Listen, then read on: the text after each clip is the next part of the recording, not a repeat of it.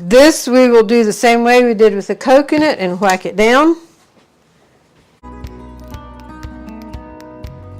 Howdy folks, I am Martha and Dorothy and I welcome you to Hirschberger's Miracle Homestead. Our kitchen action today is featuring sugar-free cookies. And this is the coconut cookie. We'll be going across the ingredients and putting it together. And then here we have the oatmeal raisin breakfast cookies. And we had actually done a video on this. We found the recipe. We were excited about it. And it's still a very good cookie the way we did it then. But we like to be able to freeze our cookies. Those cookies did not freeze well. So here we're going to give the updated version of the breakfast cookie. And then after the cookies, we're going to come in with an update on the sweet potatoes that we had started for slips here several weeks ago. I'm excited with what I'm seeing. And if you remember back then, we were comparing two ways of starting slips from sweet potatoes. And I actually, since then, found out of a third way. And so I recorded doing that. That is 2 days behind what we started. We'll give an update on all the sweet potatoes by now. All right, on with the cookies. And we're going to do the coconut first. All righty, we'll come in and go across the ingredients for this sugar-free coconut cookie. The ingredients we need are baking blend, sugar-free coconut flakes, eggs at room temperature, cream cheese at room temperature, pure vanilla extract, pure coconut extract, baking powder, salt, almond milk, coconut oil, and Gentle Sweet. The baking blend and Gentle Sweet are Trim Healthy Mama products. Okay, we're going to mix some of the dry ingredients together and then set it aside. And this is baking blend, sugar-free coconut flakes, Gentle Sweet, the baking powder and salt. And we're going to give this a mix together. And then I'll be ready to go when you're ready for it. You need to mix it carefully. The Gentle Sweet is a little bit dusty and it can, just the little bit I was doing it, I could taste it. So you want to mix it gently. We're starting out with the cream cheese.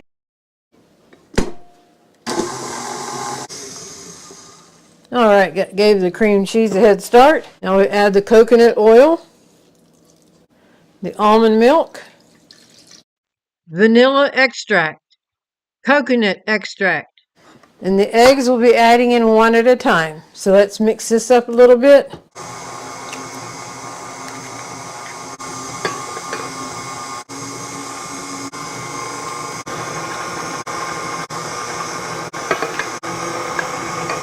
Alrighty, I'll give this another little scrape down and then we'll add the dry ingredients. And we are going to add them a spoonful at a time and just slowly mix it.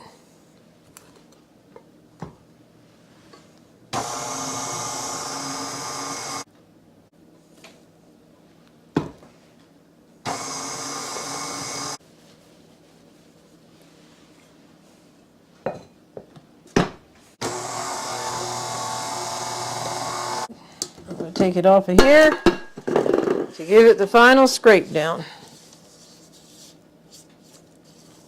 All right, we'll just mix it just a little bit, not much. You don't want to overmix it.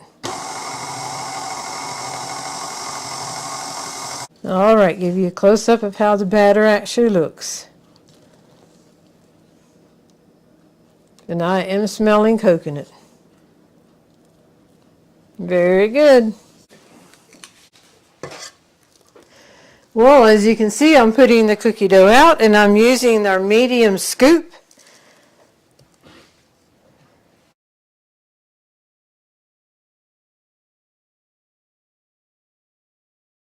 We like them a little bit flatter than what this bakes them. And we did use a spoon or something to flatten them out a little bit, and then we learned a trick. That's why I have this here. You can bang it straight down on the countertop, but that's noisier. So if you have a tea towel here and just whack it down on the tea towel, that flattens it out. The oven is preheated to 360 and it'll bake for 15 to 17 minutes. Can you see the thickness of them now? Then when we whack them down,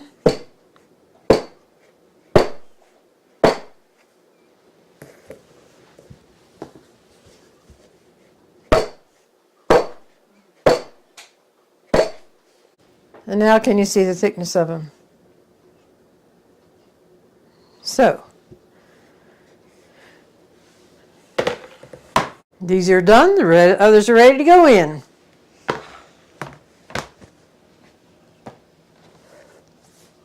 Okay, here you can see it up close, and as you can see, some coconut flakes that didn't stay tucked up under the cookie are brown. You can leave it like that, or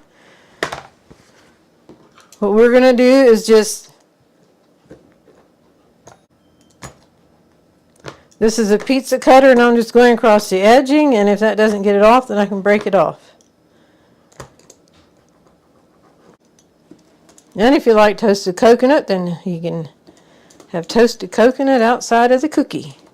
And now to remove them from the pan, and if they've baked into each other, just come down in between them.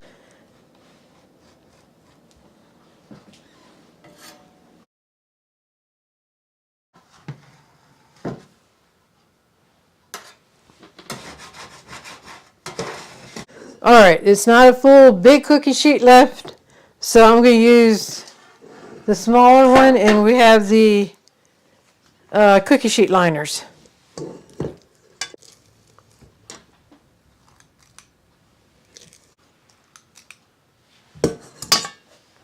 Get the coconut tucked up there so it doesn't stick out from the cookie and get all brown.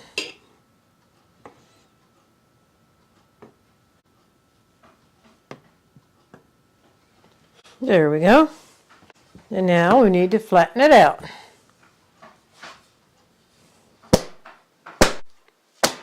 And that should do it. And while we're here up close, that's what it looks like on the inside. Yum, yum, yum.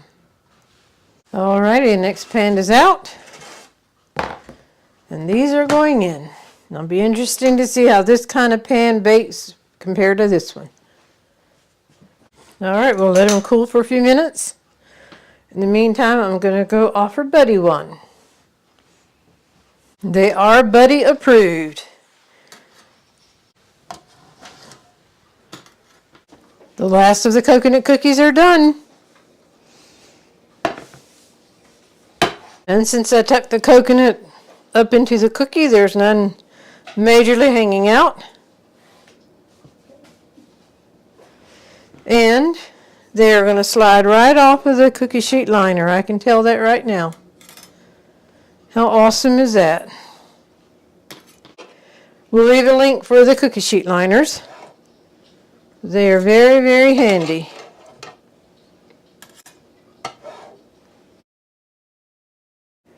This is a cookie sheet liner, and it actually comes in a full sheet, but most times we use it in these smaller ones.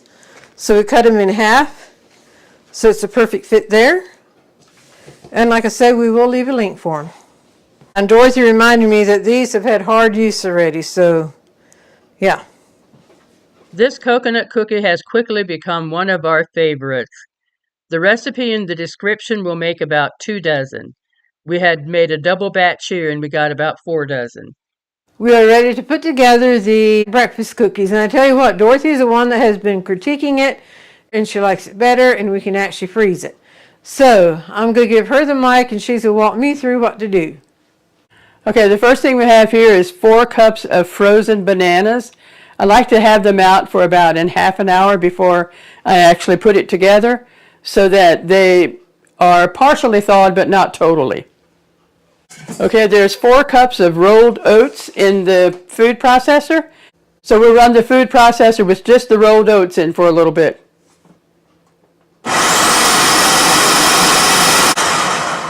You could maybe use the quick oats for this too. Not the instant, but quick oats may work for it too. We just have always used rolled oats. 1.5 cups of plain Greek yogurt. 2 eggs.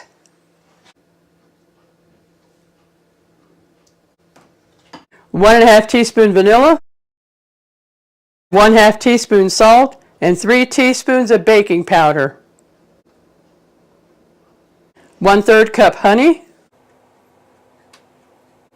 And now the 4 cups of the sliced bananas.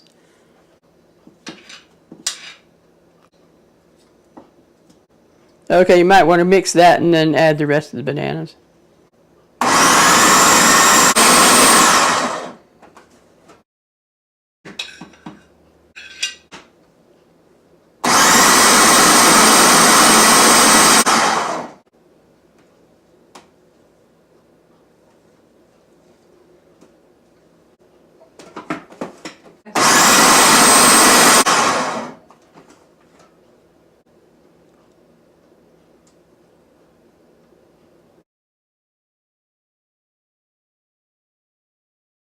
Okay, Dorothy said that we will let this set for about 2 hours, and that will give it time to thicken up just a little bit. And we will show you the consistency of it at that point, and then also at that point is when we add the raisins. Okie dokie, here we go. It's definitely a thicker consistency than it was in the very beginning. Perfect, perfect. All right, we're going to add raisins to this. And I'm just going to fold them in gently. You could add chocolate chips. In the original recipe we did some with raisins and some with chocolate chips and some with coconut. And for Buddy, the raisin cookies won out. One thing was the other coconut cookies we're making now.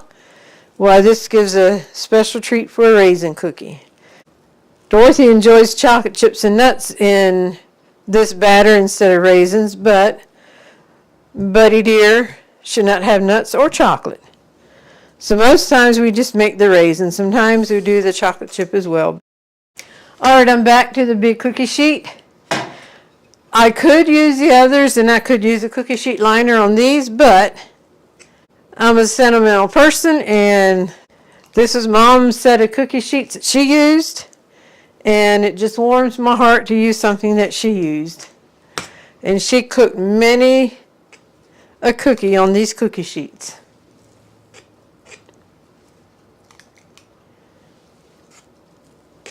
They are scooping up very nice. And I also want to give a hearty, hearty welcome to all of our new subscribers that we've had. We're glad you joined us and hope you enjoy the journey with us. And for those of you who have been with us for a while, why, that means the world to us and we appreciate it very much.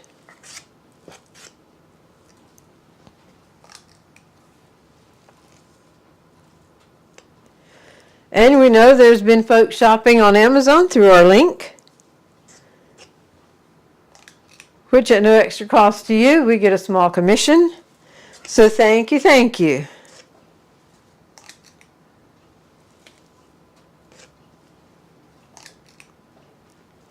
And also for the likes and the comments. All right, this we will do the same way we did with the coconut and whack it down. If you don't, the very center tends to get extra high. So we just like the coconut, whack them down. Yeah, it's like Dorothy said, they don't spread out on their own very much. Alrighty, in the oven it goes. We're using the medium cookie scoop on this as well. And now for the whacking of them. Again, can you see how thick they are? And now they flattened out some. Okie dokie. To put them in the freezer, we just put them in a Ziploc bag. And then however many we're going to be giving Buddy the next day, we'll pull those out and put those on the rack to be able to be thawed and ready to. And for those of you who are new to our channel, you may wonder who Buddy is. I referred to him a time or two already. He is our special needs brother. He's actually my twin brother, and we have the privilege to care for him. So that's who Buddy is when we refer to him. I have loved being his twin. His given name is Marvin, so we're Marvin and Martha. Mom had a number of twins on her side of the family. In fact, she had an aunt that had triplets. And back in her youth days, she met siblings that were twins, Marvin and Martha, and she made a mental note of that. She loved those two names together. She said if she ever has twins, they're going to be Marvin and Martha.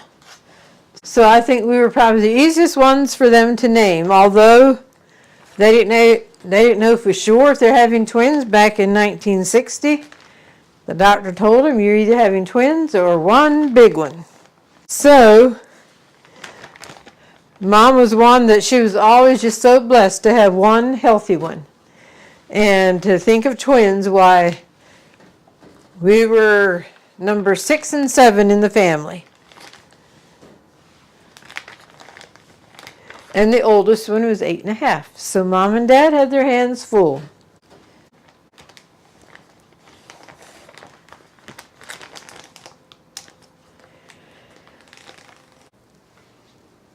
"15 minutes did it." So we'll trade it out and put these in. All right, we'll let them sit for a few minutes, cool down just a little bit before we put them on the cooling rack. As you can see, Dorothy was correct. They don't spread out much more than what they are when you put them in the oven.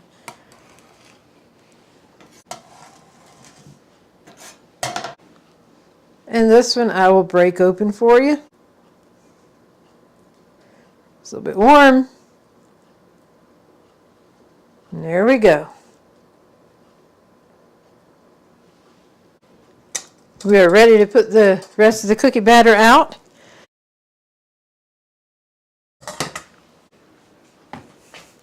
Dorothy caught me. I did not pound these, so here we go.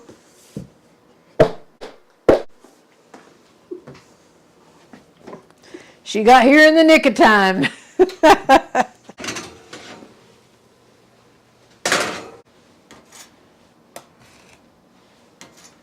The last of them in the oven. We're going to stop filming right now. We're going to enjoy a meal of chicken pot pie. So I hope you enjoy your supper too, whatever you're having. Or dinner. Maybe it's a dinner to you. For us, it's supper. We love how these breakfast cookies are packed with protein, a great way to start your day. And the recipe in the description makes about 2 dozen. Here again, we doubled the recipe and we got about 4 dozen. I am here with a couple more sweet potatoes. And why in the world would that be? After I started the other potatoes, the next day I saw someone the way they started theirs, and it worked very well. And I thought, well, we're doing 2 of them. Why not add the third one to it? So this is 2 days behind what we did the other day. So bear that in mind as we go along. But since we used up all our potatoes, I went to the grocery store and got an organic potato. It's a Covington sweet potato. And then I found a little itty bitty Georgia Jet sweet potato that we missed. So I'm just going to put this in the bucket with this one. There's an older gentleman that was doing this, and it worked very well. He said he uses rainwater. We don't have a collection of rainwater, but we do have well water. So it doesn't have the chlorine and that type of thing in. This is well water. So he submerges the sweet potato in the water. Okay, the water comes up to about right here. So we're just going to put it in the water. We want it completely covered. And that does it, unless it wants to float up a little bit. And then the little itty bitty Georgia Jet, I put that in the water with it. So there we have it. The big potato, the organic potato, is pretty much underwater. The Georgia Jet is wanting to float up. So this is too, but it's heavy enough it's keeping it down. This will be in water for 24 hours. So tomorrow about this time we will come back and do the next step with these sweet potatoes. The next thing is to plant the sweet potato, and like the other one, we didn't have the seed starting dirt here, so we just used what we had on hand, and then we're mixing perlite in with it. So I'm going to give this a good mix, and the only reason I have it around a bag is because it'll be in our house where we have the other sweet potatoes at, and there's a little hole in the bottom of this bucket. So that's the only reason it's in the bag. I need to moisten this dirt.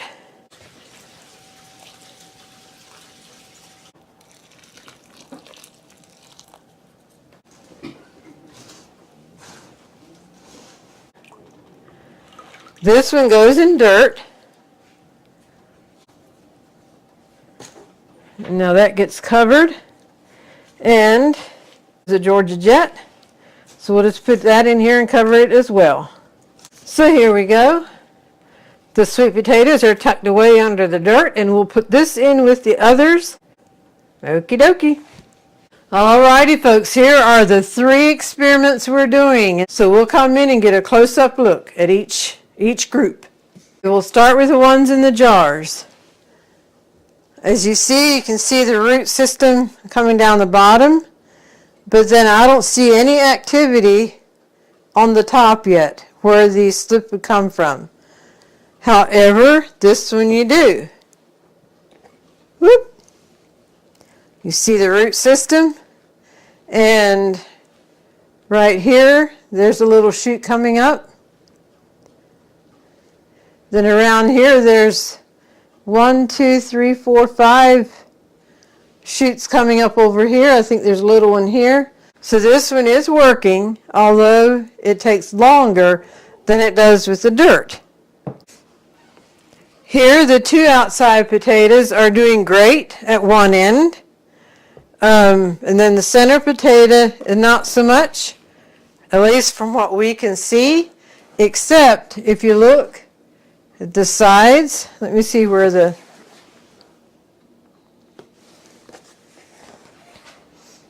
right down here there's some roots going down. So I don't know, does that mean some shoots will be coming up here pretty soon? And then on this side at the center potato there's roots going down. So I don't know what all that means, but we're learning together. And I have a container of water that I have sitting in there, so when it's time to water it, it's with room temperature water. And so this was our second experiment, and you can see it is doing well.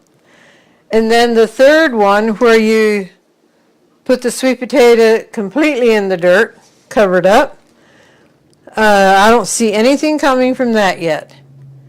So we'll see, maybe I planted it too deep, I don't know. But we will keep an eye on it and let you know. We'll keep updating this as long as we update these.